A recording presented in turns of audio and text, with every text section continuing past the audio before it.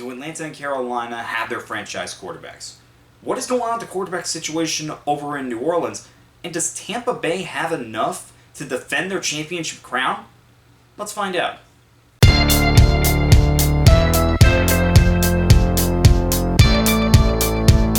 What's going on, guys? Dick Support here, back to another video. Today we're talking about the NFC South, a division that's kind of hard to really describe.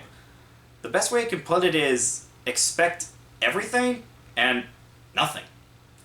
Let me explain.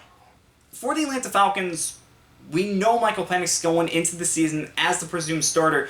The only issue is Kirk Cousins is still on the roster, which is kind of awkward for everybody involved. But he wasn't great last year, and he's got a contract that pretty much makes him unmovable and really has no trade value, or else he would have been traded by now.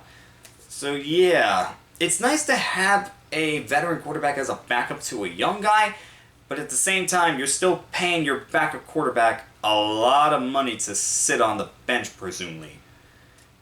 Yeah. However, Michael Penix, in his short time as a starter last year, did show some promise. And with the offense that they have, the offensive line is solid. Alright, he's got a solid offensive line. Drake London is a #1 receiver in this league. Darnell Mooney is a pretty good receiver on his own right. Bijan Robinson's one of the best young backs in the NFL right now. And maybe we finally see the breakout that we've been waiting to see from Kyle Pitts. He had 1,000 yards his rookie year, but we haven't really seen him take that next step and become one of the top tight ends in the NFL. Maybe that happens this year. I don't know. We're going to have to wait to see. With Penix, though, if he just has average quarterback play, they're going to be in it for this division. Really, it's quarterback that's held them back on the offense side of the ball. On the defense side of the ball, it's been the pass rush. They have just struggled to get to the quarterback, and it's really hurt the secondary, especially guys like Jesse Bates and A.J. Terrell, because they've had to hold their guys for so long. So what did they do? They got Leonard Floyd after he was let go by the 49ers, and then they draft two guys, Jalen Walker and James Pierce Jr. in the first round. Now, what kind of impact can we expect these three players to have on the pass rush? Hopefully, a really big impact. Because, yeah, they definitely need just improvement on the pass rush, and that's just going to make this defense a whole lot better. But one thing that does hurt is not having Grady Jarrett anymore. Grady Jarrett had a lot of great seasons with the Falcons. However, he was let go this offseason, so now you have to figure out how you're going to replace him. But for the Falcons, it's pretty much simple. Have good quarterback play and have a decent pass rush, and you're going to be fighting the Buccaneers for this division. You might be the favorites to win this division if you can have those two things go your way. Moving on to Carolina. Carolina, like Atlanta, has questions on whether a young guy is going to be their franchise or not. Look, Bryce Young did not have a great rookie season. In fact, he had a miserable rookie season, and it looked like more of the same in 2024 after he was benched early in the year, and it looked like his time was done in Carolina. But then he comes back, gets a starting job back, and I'm not going to say it was spectacular, but he showed improvement and he played good football. And in fact, I feel like his play kept Carolina in a lot of games last year. So there is something to like about Bryce Young this year compared to what we saw from 2023 going into 2024.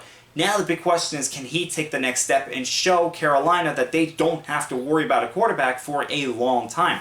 But one thing that's going to help him out is somebody stepping up in this receiver room. Adam Thielen is still there. He's been in the league a long time. He is the old man in this receiving core, but he can still play solid football. And they drafted Xavier Leggett in the first round in 2024, and in this year's draft, they draft Tack McMillan in the first round. They used a top 10 pick on him in this draft. Also, Jimmy Horn Jr. was drafted in the 6th round, and he's been getting good reviews from practice. So hopefully somebody in this receiver room can step up. They already have a good running back in Chuba Hubbard. All right? You have a good running back that's going to take pressure off of Young, but having somebody take this #1 receiver role, that is just going to be a big help as well to this offense. It's just going to make this offense even more complete. So hopefully somebody steps up, and it doesn't really matter who, just somebody. Meanwhile, on the defense side of the ball, Derrick Brown's back. Derrick Brown went down early last year with a very serious injury, missed almost all of 2024. Now he's back, and he's got some help as well. Carolina was busy getting pieces for this defense, so they got Bobby Brown III and Trayshawn Wharton in free agency on the defensive line. At linebacker, they signed Patrick Jones II, draft Nick Gordon, and I hope I say this right, Princely Umenli. I know I said that wrong, and I'm sorry. But they're there in the linebacker room, and then they signed Trayvon Moehrig at safety in free agency. So they got new pieces on this defense, and having Derrick Brown back, that's going to be big for them. So how will this defense perform? That's just a wait and see for them. But Carolina seems to be making all the right moves, and hopefully they show improvement and maybe even challenge for this division. We're going to find out. Trying to figure out the Saints quarterback room is honestly giving me a headache because Derek Carr retired. All right? He's gone. Tyler Shaw was drafted in the second round. Presumably he's most likely going to be the week 1 starter. You still have Spencer Rattler, Jake Herter as well is in that room. But Shaw is the guy going forward. But the problem is he the guy for the future? I just don't know. I don't know if he has that it factor of a starting quarterback in the NFL. It's something that we do need to figure out, and we're going to find out pretty soon. But again, I just don't know if he has it or not. On the offensive line, Calvin Banks Jr. was drafted in the first round this year to be their left tackle, and Talise Fuaga was drafted in the first round last year. He is their right tackle.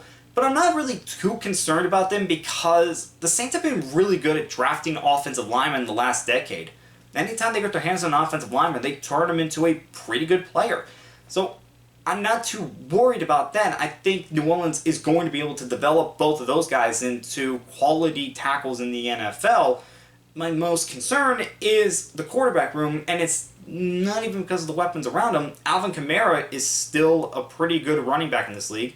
Devin Neal was drafted in the 6th round after a really good career at Kansas. I think he can be a very good back at this level. Brandon Cooks is back after they made him a first-round pick in 2014, then traded him. He's back where his career began.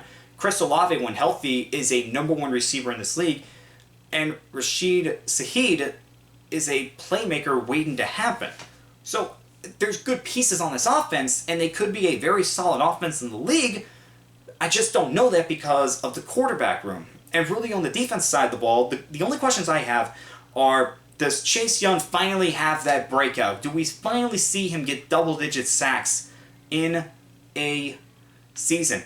How does Justin Reed fit with Tyrann Mathieu at safety? And then does Kool-Aid McKinstry have a breakout season? That's the only questions I have with this defense. So there's solid pieces with this Saints team, but they definitely do need to do a little bit of a rebuild just because of what's been going on with them. They've been stuck in NFL purgatory because they're neither terrible or really good. They're just average, and that's the worst thing that you can be when you are an NFL team.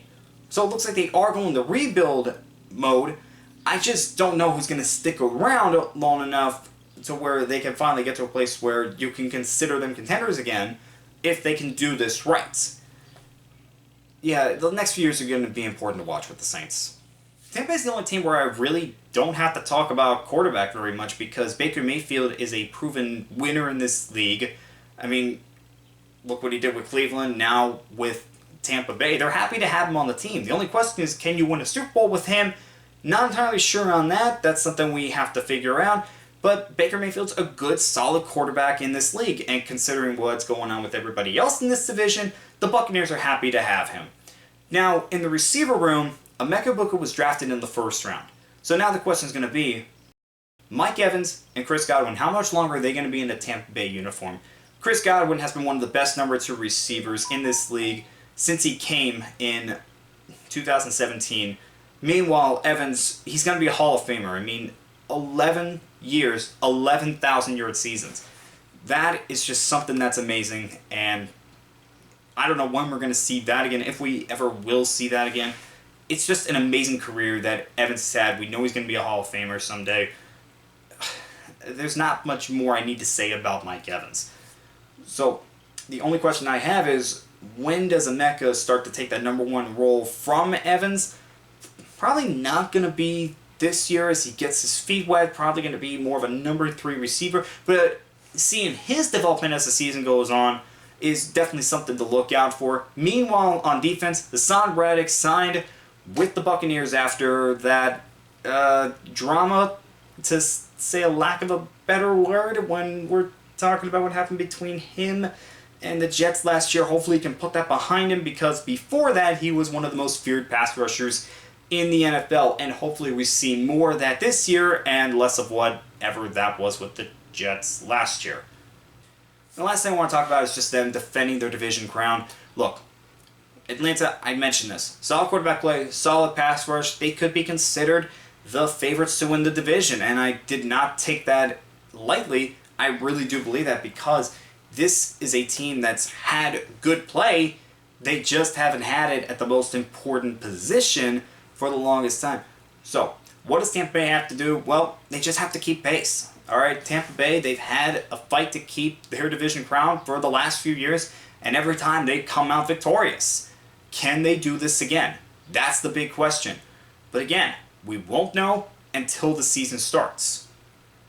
Alright guys, those are my thoughts on the NFC South. Let me know what you think down in the comments below. Do Carolina and Atlanta have their quarterbacks?